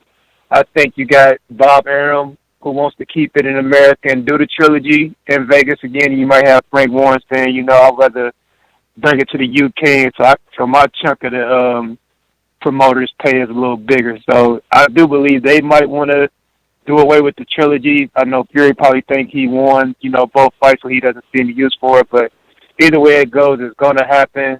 Deontay Wilder is not going to take step aside money, whether they want him to or not. So the shit's really irrelevant what the Hearns are talking about. They just need to sit back, but wait. Why no one's addressed the fact that Hearn is saying Fury wants out of the trilogy? What do you believe that? I just said. Yeah, I believe that. I just said I think he feels like he probably won both fights and he sees no point of it. So I agree. I think him and Frank Warren want out of it, but I think Bob Arum wants the trilogy to keep it in America for one more payday. So yeah, I do think Tyson Fury wants out of the trilogy because he probably feels, man, I beat this guy twice already. I don't see the point of a third fight. I whooped his ass the second time competitively. So yeah, I think he wants out of it, but at the end of the day, it doesn't matter. So that's my call, man. It's going to happen. Deontay ain't taking no step aside money. But y'all have a good weekend. Yeah, you're absolutely right. Fury, I absolutely believe that he would win out of the fight. I absolutely believe it. So that's why the interview, when Ness sent it to me earlier this morning and I saw it, that's why it made so much sense to me.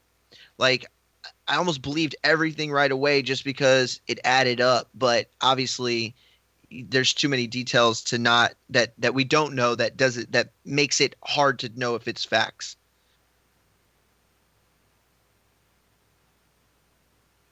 Let me try Civilian 11 again. Civilian, Once. Yeah, man. Sorry about that. My Bluetooth connected. But yeah, all I was saying is that you got to keep the same energy. You talk about these other guys who should just take the money and get the fight and build their rep, but the story's different for people when they talk about Wilder. I'm like, man, Wilder should have took the money 2 years ago, and with, like Canelo's my favorite boxer, right? And he felt like he won both fights with Triple G. So I think Fury's the same way. Why should I do 3 fights with this guy if I already beat him twice? But that's it.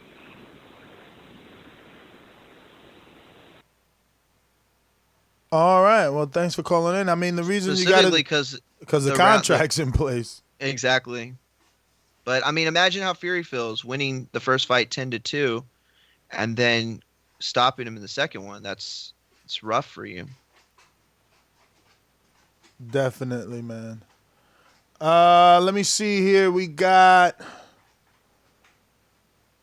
How do I even pronounce your name, sir? Oh, okay. His last name's Patel. We could go with that. We're going out the Lids Low, Decatur, Georgia.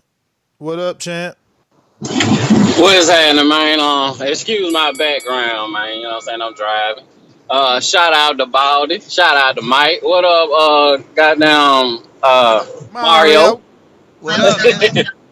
Ain't that shit cool? Hey, I'm gonna make my shit quick. I got no problem. I hope Wilder. I hope Fury don't have no problem with fighting Wilder for the third time, cause he made it seem like it's so like he did it. You know what I mean? He beat him convincingly despite the little glove situation.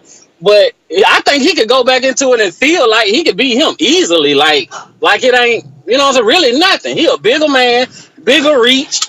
Deontay Wilder still got the power, but it seems like Fury might just got a little antidote for goddamn Wilder, man. I hope it not to be true.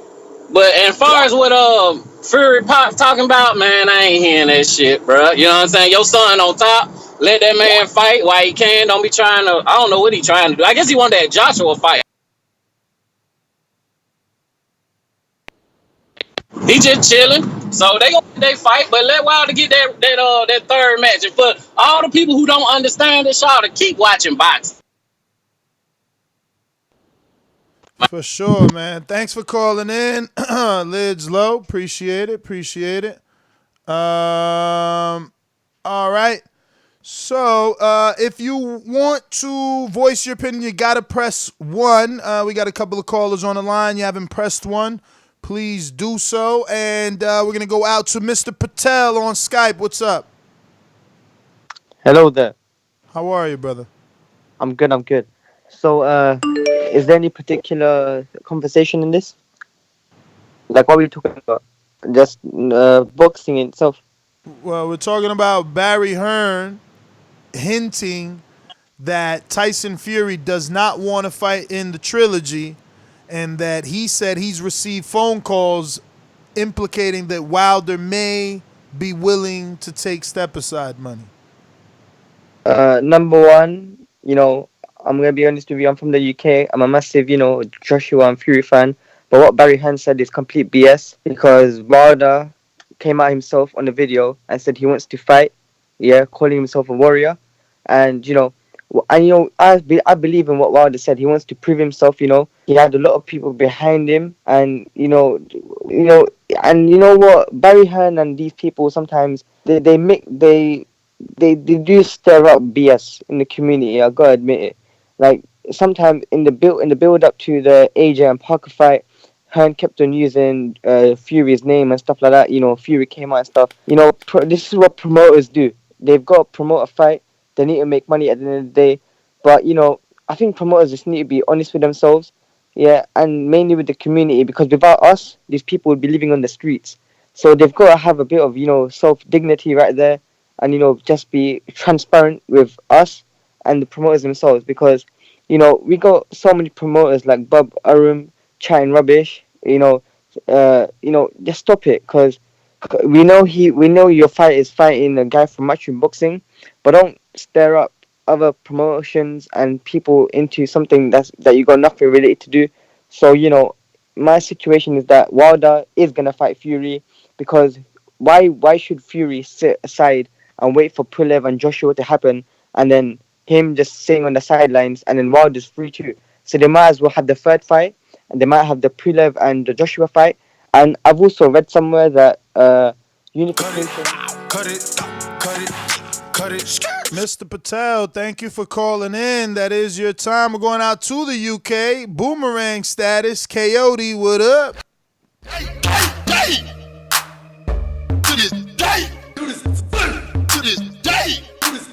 Sing along if you know the words. Come on.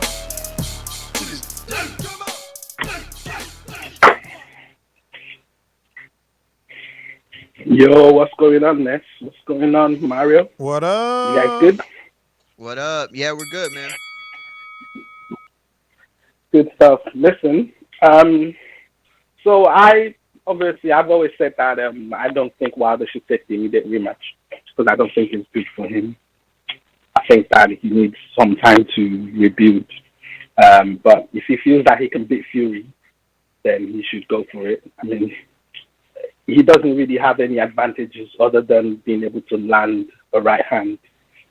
But if you can't land that right hand, then what else do you do? So I don't really know what he does, to be honest, what he does differently. You know, I've been thinking about it, and even though I'm an AJ fan, I'm not a fanboy, but I'm realistic. I think that obviously the Fury AJ fight will really let us know who's the best in the division, and I don't assume. A lot of people think that Fury beats AJ, and I think Fury obviously is a favorite for a reason. I still think AJ can't beat Fury, but obviously both of them need to fight. But Fury could actually be the best of our era. We never know until they all fight, but he could actually turn out and be the best of our era, and that's why I think that Wilder should really think about what he's trying to do. Just jump back in there. You might actually be going against a guy who you really can't beat. So do you really want to take the immediate rematch, or do you want to rebuild yourself to the point where you might actually have more advantages and then be able to actually face Fury? Because I think that going into the straight fight is just bad for him. But yeah, that's my call. Really.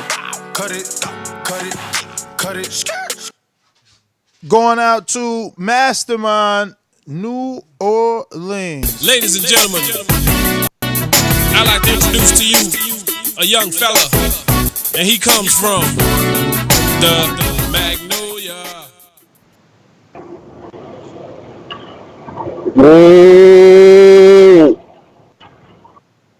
What up, champ? What's happening, bro? What's happening, man, bro? How my audio sound, first of all? You good? Alright. I ain't gonna hold you too long, bro. But the reason why this third fight about to happen, that's because both fighters signed a contract, because Tyson Fury and his team, they didn't know for sure they were going to win the fight or not. They probably thought they was going to lose. You never knew. Same with Wilder and them. That's just security. That's a backup plan. Whoever lose, they get to activate the rematch. That's why the fight happened. So everybody that's complaining and all that shit, all the Tyson Fury fans, why did he sign a contract like that if he was very confident that he was going to win that fight? That's all I got. Exactly. It's like AJ, man. You gotta have a contingency plan. You gotta always think ahead, man. We going out to the 317. Let me see where this is at. New caller in Michigan or the ATL. I mean, it could be everywhere. I don't know. Where are you from? 317. Indianapolis, Indiana. Indianapolis, Indiana. What's going on? What's your name? I'm Patricia. Patricia, how are you? Thank you for calling in. Patricia. I'm good. I'm blessed this morning. I just want to make my comments. I'm a little passionate right now. Wilder is my number one boxer next to Muhammad Ali. Rest his soul. He has been an inspiration to me. I'm 51 years old.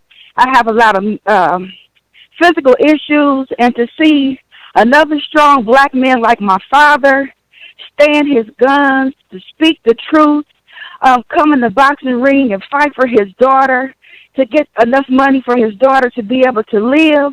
That was a testament to me. He has been undefeated, undisputed until one boxing match. Now everybody wants to throw him under the bus. It's been a known fact since Tyson Fury has been boxing that he cheated. If y'all look at the video at the last fight, he cheated. There's no way he could have beat Wilder unless he cheated. If you look at the second or the third round when he said he couldn't, he said he was going to knock Wilder out. Even my 91-year-old mother said, did you see them put that pill in Tyson Fury's mouth? Tyson Fury is a cheat. And I pray to God this third fight, when it comes to it, and Wilder's not going to take no step aside money. When it comes to this third fight, I pray that they do like Floyd Mayweather, make sure that they check those by his gloves, give him a piss test right before and right after to make sure he didn't cheat. There's no way he can beat Wilder fair and square. And I hate that it has to be about a race game, but it is. And I pray for Tyson Fury, too. I pray that whatever's going on with him, he doesn't slip back out into depression and start smoking crack cocaine again. It's a shame that he even said it on live TV. He told Deontay Wilder to go try crack cocaine. You might like it. It's terrible that even the boxers in the boxing world, they all turned their back on Deontay Wilder. And they should look up to him and say, dang, he has been able to speak out for us when none of us were able to do that. They didn't have enough guts to do it. They were scared that what's going on with Deontay Wilder was going to happen to him. So I don't want to see anybody get hurt. All I want to see is Tyson Fury come out toe-to-toe with Deontay Wilder like a man, not like a cheater, and we're going to see that Deontay Wilder is going to win this third fight. If he doesn't, then it was not in the will of God. I thank you guys for letting me voice my opinion. There are a lot of other things that I want to say, but I can't get it out right now. I watched you last night, I think, on the Boxing Ego, when you were, I think that's who I'm talking to, when you were, when it was Wilder getting ready to fight against Hearn. And just thank you guys for allowing me to speak my truth. And have a beautiful day. Thank you. Yo, Patricia, I might not agree with a lot that you said, but man, passionately spoken, beautifully articulated, great call for real. Again, I don't agree with everything you said, but I can appreciate your passion for sure. And honestly, it's if you're getting inspiration from Wilder, you know what I mean, then you have every right to feel the way you feel, and that's a beautiful thing. Like, as you do. Yeah, for sure. You know, I'll be honest, and this is gonna sound corny, and I don't mean it to, and I know I've already said it a couple times since I've been back, but yo, when I went to Border Wars and I came back and I stepped my fucking the gym up like big time. I was like, bro, I'm gonna compete in July, and I'm gonna lift 400 pounds on my bench press. Like, just because everybody just went so hard and everybody had such great bodies and they were in shape and they looked good, and even those that carry a little more weight, they didn't tire out, and it was really inspirational. So I feel you on that. I do. Boxing can be super inspirational, and thank you for all the Border Wars people that competed, because I promise you, I took a lot from that show, and it's helped me in the gym for sure. Thank you, Patricia. Man, that's what Border Wars is about, inspiring. So we going out to V. Actually, we going out to Vito in the New Orleans. Vito, what up? What's good in the hood? What's cracking, Ness? You already know, man. Another show. Some more boxing talk. Yes, sir. Hey, I noticed the media never mentioned the fact that I know they talk about Fury's depression after the Klitschko fight and, you know, his drug binge, but wasn't he suspended for 2 years for steroid use? Am I tripping? Yeah. He got a retroactive suspension, so he took himself out of boxing. Then when he decided he was ready to come back, he went and faced the music, and they said, hey, man, you've been out so long, let's just say the timeout is your suspension. Okay, I got you. So, my prediction, as far as that third fight go, I think Wilder take it to him. You know, he go learn some lessons, learn some footwork. You know, he gonna take it to him, man. It's all good. the glove situation is funny. It smelled a little fishy, man. I see it. It looks a little fishy, man. But hey, man, look, just want to voice my opinion on that, man. Love y'all. I'll talk to y'all soon. All right. Nah, man, Thank you, listen. man. Thank you. There's no denying that it looks fishy, man, but that's all it is until there's more. V, Jacksonville, Florida. What up?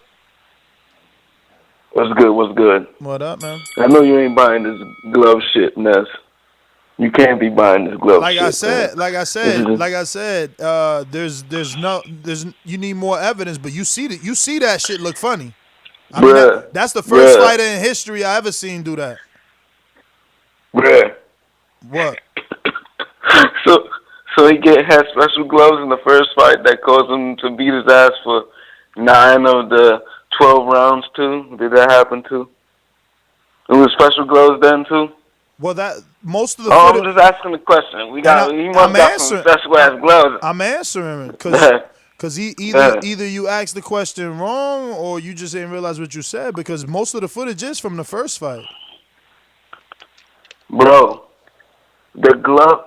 How you can? So now it's the glove. I ain't said none of that. You wasting your time on that. That was the caller before. What I'm trying to all I'm trying to say is, bro, we gotta. And then the old lady that called in talking about. Whoa, bro, come on. All right. Listen. She got the right to voice her opinion.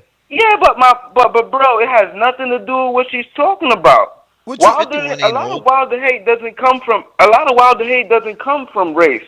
A lot of people think it's from that. It comes from people that believe in the fundamentals of boxing. That's why even Teofimo Lopez said it was good for him to lose. It's not because we don't like Wilder or we think Wilder is just trash. Anybody that believes in the sweet science is kind of a Wilder hater because you're like, damn, he betrays all the principles. It has nothing to do with race. It's making him like he's some kind of like Malcolm X figure. Like, what's going on? Like, chill. That's all I'm saying. This is out of control right now. Bro, why you mad that he's bigger than a boxer though? For some people, bro, bigger than a boxer since when? Since you've been seeing the quote unquote unlogical people, right? Because you're going based off of people's calls. You know what it's doing, Ness? You know what it's doing? It's scary because you know what it's doing? It's feeding delusions. So it's not making him think, yo, I need to improve or I need to be better or any of that. He's just thinking like, oh, I know because I was destined and da-da-da-da-da. See, but that's the problem. You still worried about him and not what he's inspiring. You just talked about a woman that he inspired and you tried to belittle it. Listen, I was trying to say we need to stop acting like it's some kind of civil rights moment because Deontay said to this day. But you know what I'm saying? That's all I'm saying. But why do we gotta do that? Why do we gotta do that? If people choose to follow behind his to this day as a civil rights movement, what I'm saying is why can't they? I don't understand why you're mad that people can believe or hope with Deontay involved in that sentence or phrase. Why does that upset you? Go ahead, caller. He don't want to answer. But listen, let me tell you, okay? First of all, look, bro, come on. It might not be race to you and your people, and it's certainly not race to me and the people I fuck with, because I wouldn't fuck with anybody who was like, oh, I don't like Wilder, he black. Like, even if I got the sense of that, I'm not fucking with you. But it is race for a lot of people. That's what you got to understand. Like, and it might not be the majority, but like, look, you got the Dak Prescott situation, and I'm not trying to bring other sports into this, but this to me is the perfect opportunity. It's like, you look at this man, he ain't even getting paid by the guy who pays everybody, Jerry Jones, right? But Tony Romo got his money. Like, is that race or what is it? You know what I'm saying? So like, for a lot of people, it is race. For a lot of people, this is not a civil rights moment per se, but this is about the pride in not a black athlete or a black boxer, but a black man that's been successful in America, which is not an easy thing to do. So, for a lot of people, it is about race, and you can't discredit that just because it's not to you. And I commend you for that. Great. You don't see color. That's awesome, brother. But, for a lot of people, it's a lot different. But he says, he's not some sort of civil rights activist. Okay, but he chose to use his popularity to march in Chicago one time. He chose to use his popularity to speak about slavery. So that's what he's doing. And it obviously is inspiring others. So I just don't get it. Listen, it's the same thing with Fury. You know how many people he's inspired because of his story? With addiction and depression. Like, listen, I suffer from depression, and I didn't even know what depression was for the longest time. And then when I found out, I was so embarrassed. I didn't want to tell people. Like, I had no idea how common it was. I had no idea what it felt like, what it looked like. And then, but to have somebody be as outspoken as him, like, that made it so much easier. So for, kids, growing up in hoods all across America, like, they can resonate with that man, and it's different for everybody. I agree. Patricia had some pretty wild ass ideas that I definitely did not agree with, but I don't think it's coming from an ugly place. I don't. It might have come off a little ugly, but I don't think it's coming from an ugly place. See, that song that the rapper wrote after the loss, he says it good. He says, people so quick to judge him and tear him apart. But what about, the little black kid that wants to get where Wilder's at? People talking about, oh, he's not good. You enabling him. You're enabling him. He's got yes men. But what about the dozens, if not thousands, if not millions of inner city kids that, because I know I want my fucking Lamborghini that when I touch it is fucking snakeskin. I wouldn't mind a lot of the shit Wilder got. A house on the lake, give me that. Millions in the bank, I want that. You know what I'm saying? So I don't know, like, people just, look, man, negativity is easy to promote, man. And that's the thing. You grow up, and who do those kids usually end up respecting? Or not respecting, but who do those kids usually end up looking up to? Athletes. No. I mean, in those kind of areas. Oh, in the city, like inner the city, drug dealers. They look up to the dope boys, right? And nobody talks shit about them dudes. But then you look up to somebody like Deontay who's doing it in a legitimate way. And how scared off would you be from going that route if you spent 5 minutes on Twitter? You know what I'm saying? I don't even let my niece get on Twitter anymore because of that shit. I think the only way I could relate to a guy like V is because he wants to just keep it boxing, let's say. He wants to just keep it boxing. Like, he won, he lost. He won, he lost. Fuck whatever he's saying in his press conference, his speeches, his to this day, who he's motivating. I get you. You're entitled to that too. But you can't knock him or the people that he's influenced for being influenced, is all I'm saying. But we got a lot of callers here. All right, so we're going to make sure you got no boomerangs. All right, we're going to Brian in Connecticut. Hey, what's up, guys? How are you, brother? Yeah, so I think I definitely think Wilder should not take any type of step aside money. Just go back into that third fight. For all we know, he may not get the opportunity again. If he does, unless it's written in contract, like I've heard other people say.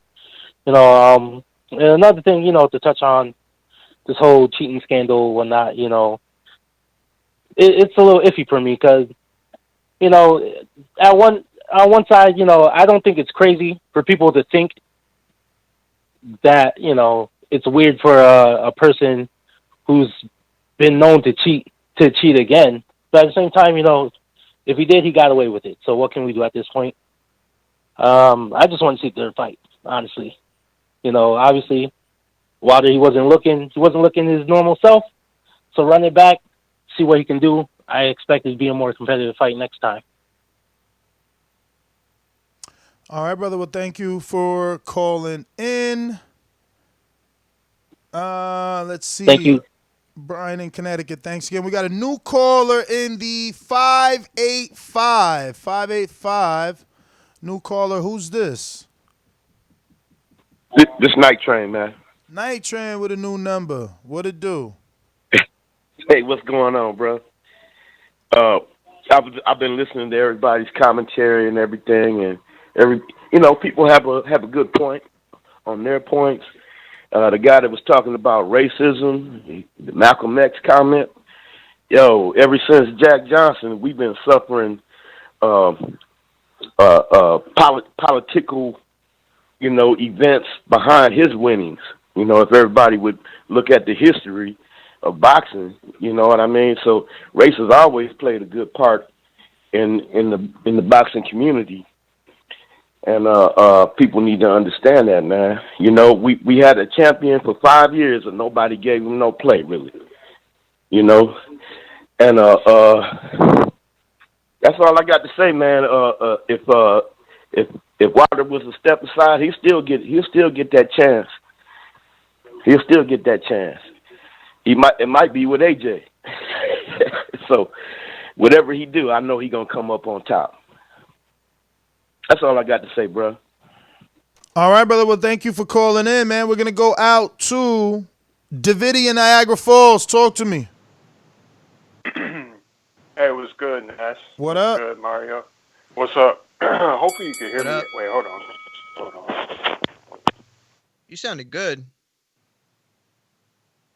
He just dropped off. We're going out to Machine Gun, Plainview, Texas. ThaBoxingvoice.com.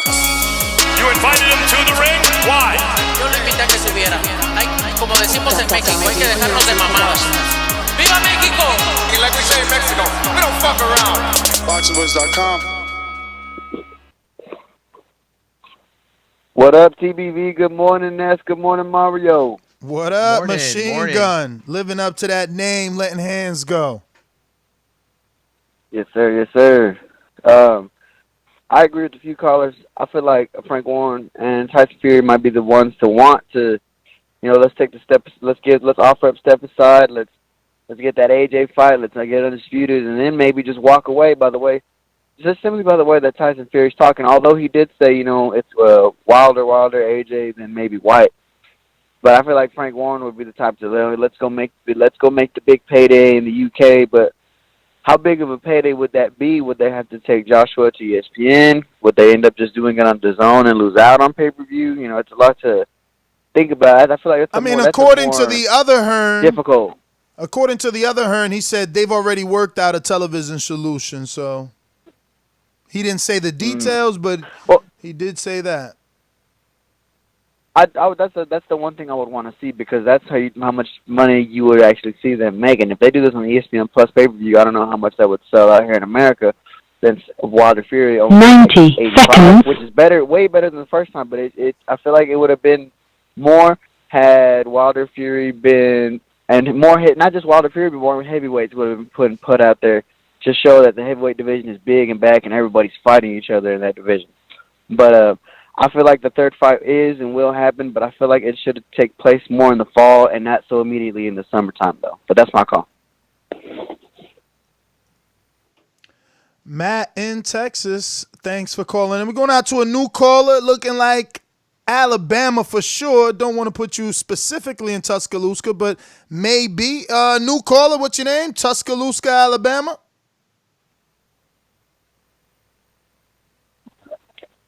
Hello, you hear me? Yes, sir. What's your name?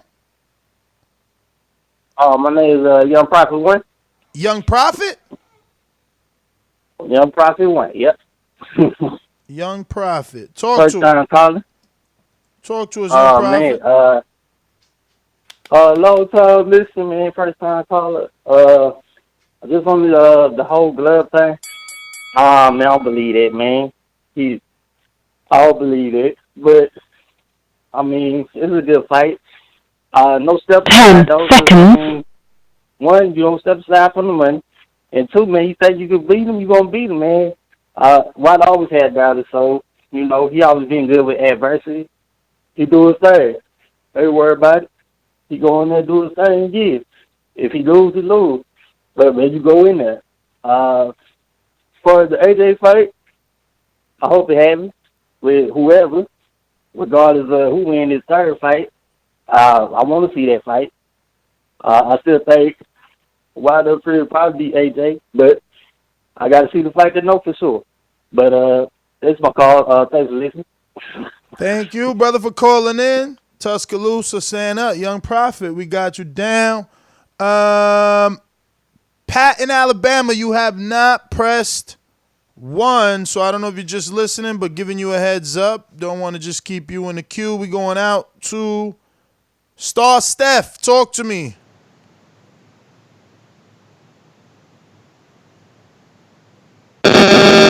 Yeah, can you hear me?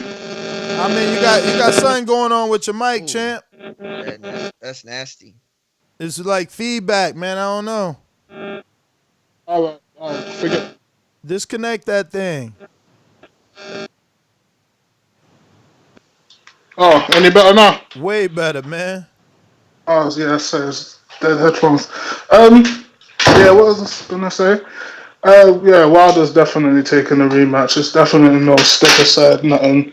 Um, people thinking he's gonna get 20 million for step aside is ludicrous. Um, but yeah, with the whole race thing as well, I think it's terrible, man. There's like he was trying to make it a race thing from the press conference, and Fury is clearly not on it, and he just pushed it, and now he's just some big loser. And people are trying to play the race card for him, where he's really not getting any. Like, no one's taking away any opportunities from him. He's got what he wanted, really. He turned down the Joshua fight, brought in Fury, and unfortunately he's lost to him twice. I don't know what else he could do. But yeah, that's my call. All right, brother. Well, thank you for calling in, Star. Steph, Davidian, talk to me.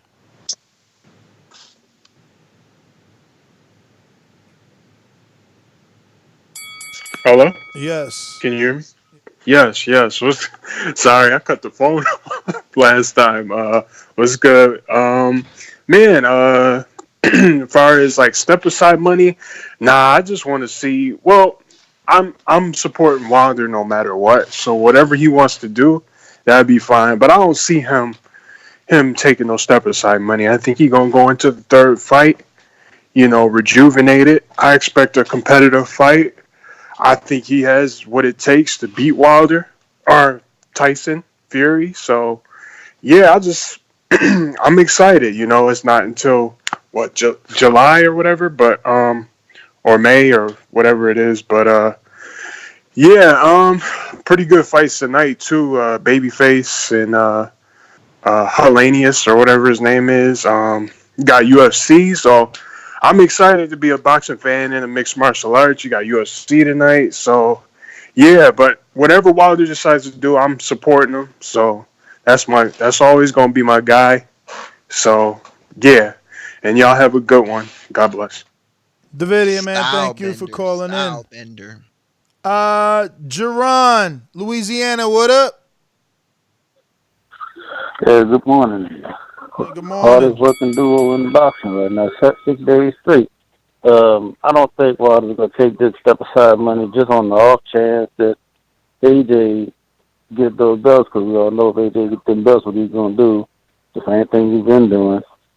That, and I think he really wants to prove he can beat Trill, which I think he can. And as far as the race thing, I don't understand. I get that maybe the guy feels like a lot of people hate on Wilder because they feel like he doesn't have the basic boxing skills he should. But still, if he's willing to use that platform to speak up for his race, like Colin Kaepernick did, why hate on the fact that he's doing that? That some people see him in that way, and like you said, inspiring in the city. He definitely is one of the reasons. One of the things that inspired me to start boxing, to lose weight, like Martyr said, and then the border wars and all of that. So, like I said, I get you want to know on basic, but there's no reason that you got to hate on people that are inspired by him. That's my goal. That's exactly what I'm saying.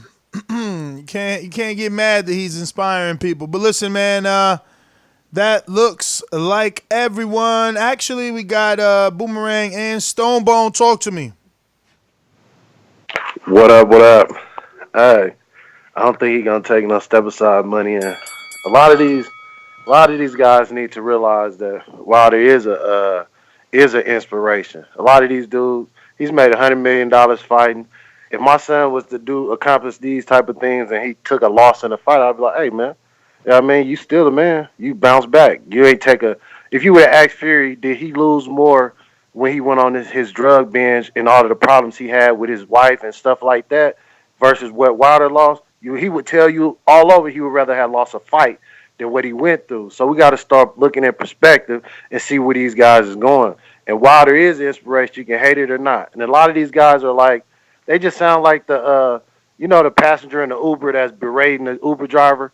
It's like he own a car. You don't even own a car. How you gonna talk crazy to him like you better than him? You don't even own a car. A lot of these guys ain't even making $1 million in their whole life. This dude make $100 million in a year, but somehow he's a loser. We'll see when the rematch happens if he can bounce back and get it done. If he do, he's in the same boat as AJ, and we're gonna get to pushing for the AJ fight. And all these same dudes who's calling him losers, them the same dudes who bowed down to AJ when he won again. Hold on, so was AJ a loser for 6 months? No, you stuck beside your champion. So don't knock these Americans for sticking beside their champion. I'm gonna catch y'all later. Look, man, it boils down to this. Is Saul Canelo Alvarez a loser? Is Miguel Cotto a loser? Is Manny Pacquiao a loser? Because they all lost to Floyd, but nobody thinks that. Why? Because he was the best, pound for pound, best in the division. And that's the thing. You lose to Fury, who is arguably and in most likely of cases the number one heavyweight in the world. Like, I just don't get that. All right, let me go to Indianapolis 317. Who's this? It's Marquis Wilder. Who? Marquis Wilder. Marquis. Yes, Marquis Wilder. Yes, out of Indianapolis, Indiana. Wilder. What up, Marquis? Yes. That's what's up. Hey, what's happening, brother? I'm a proud family member. No, we never met before, but at the same time, I am a Wilder, and I represent the Wilder brand. So I'm very, very happy for Deontay, man, my family, everybody that's a Wilder all across the whole United States. We proud of my brother. And you know what? The way I feel like this guy has did so much, and I feel like that, the whole thing with the boxing, with the gloves and all, hey, whatever happens, I think that by him staying quiet, I think it's a good thing. I think by him coming back later on and still, going back and win the fight, I think that's all that matters at the end of the day, because if he cheats, he's going to cheat. But if he's found out, then, hey, that's great, but I don't think that that's going to stop anything. It's not going to change the record. It is what it is. And I think right now my guy is going to come back out. I think he's going to knock him out, and I think he'll be champion again. And I definitely want to see the AJ fight. All right. Well, Marquis Wilder, man, thank you for calling in. We're going out to NO on the Boomerang. What up? What up? Now, shit, bro, I think we just really seeing how many people just really hate Wilder. That's what I done came to, bro, because a lot of these fans that Wilder had, like the new ones, you know what I'm saying? I know you saw this shit.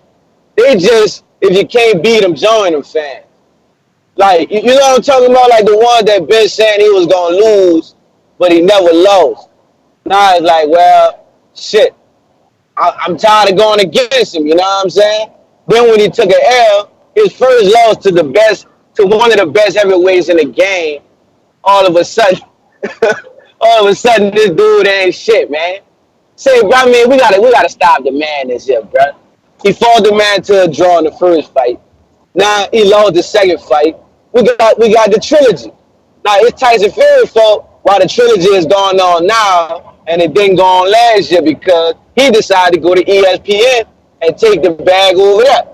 So if anybody want to have any kind of animosity, they ought to have it toward Tyson Fury. Because this shit could have been over with. You know what I'm saying? So like, I just keep all the little slick talk, brain, all the little bandwagon jumpers, man. But Wilder gonna come back, man, win, lose, or draw. The man, he inspires people, you know what I'm saying? And that's how he putting it down. You upset because somebody inspire another person. Come on, man, we can't be rocking like that, bro. But it's always with a black man. I see that type of shit, dude, bro. I don't see none of that with Lomachenko. Somebody say that about Lomachenko. I ain't heard nobody saying nothing about that. Triple G. It's always the same story, man. That's my call, bro. All right. Well, See, that's thank what I'm you saying. for It's calling in. for some people that's, you know what I mean. Never mind. I'm not gonna say anything anymore about it. Nah, look, you're right, man. I'm with you. You can't No, knock I know. someone for being inspirational. It doesn't matter. Yeah. See, because people are keeping it to the purists or they're purists, and they're like, "Yo, we talking boxing." So his skill doesn't inspire, but they're not getting that with that skill, he's been able to get to this level, accomplish what he's accomplished, and inspire everyone that he's inspired. So listen, we're going to get ahead and wrap it up. Don't forget to subscribe to the YouTube channel. We'll be back with another one, possibly. We definitely got a live fight chat later on. NestGTO, Instagram, and Twitter. Peace. Make sure you join us for the live fight chat tonight. We're gonna cover the Fox fights. And maybe at the end break down Quig a little bit, maybe, or we'll just save it for Sunday. But I just real quick want to say shout out to Mike. I heard back from him. Yeah, he's recovering. He said he's gonna be in the hospital till Wednesday, though. Yeah, till Wednesday. So it's good that he's gonna fully recover, but we'll definitely miss him. And so if you got his number or if you follow him on Twitter, just send him a shout out, send him a what's up if you haven't already.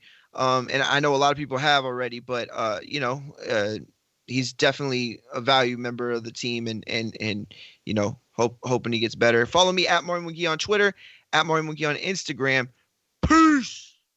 Peace.